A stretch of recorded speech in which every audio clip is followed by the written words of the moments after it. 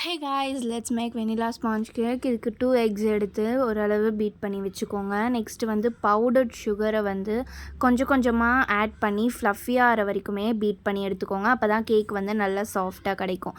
இது கூட வெனிலா எக்ஸ்ட்ராக்டை நல்லா ஆட் பண்ணிக்கலாம். பிகாஸ் அந்த எக் ஸ்மெல் போகிற அளவு நீங்கள் ஆட் பண்ணிக்கோங்க. நெக்ஸ்ட்டு 2 டேபிள் ஸ்பூன் அளவு ஆயிலை ஆட் பண்ணி ஒரு மிக்ஸ் பண்ணிக்கோங்க.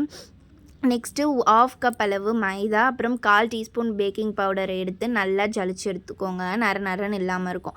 நெக்ஸ்ட்டு நம்ம பீட் பண்ணி வச்சுருக்க எக்கில் இதை ஆட் பண்ணி கட் அண்ட் ஃபோல்டு மெத்தடில் வச்சு நீங்கள் மிக்ஸ் பண்ணிக்கோங்க. லம்ஸ் எல்லாம் வந்து நல்லா கிளியர் பண்ணுங்கள். அப்புறம் லைட்டாக திக்காக இருந்துச்சுன்னு பால் ஆட் பண்ணிக்கலாம். நெக்ஸ்ட் 180 டிகிரியில் வந்து 10 மினிட்ஸ் ப்ரீ ஹீட் பண்ணிக்கோங்க ஹவனை. ஒரு டின்னில் ஆயிலும் நான் மைதாவும் ஆட் பண்ணி டஸ்ட் பண்ணிக்கிறேன். நீங்கள் பட்டர் பேப்பர் இருந்தாலும் யூஸ் பண்ணிக்கலாம்.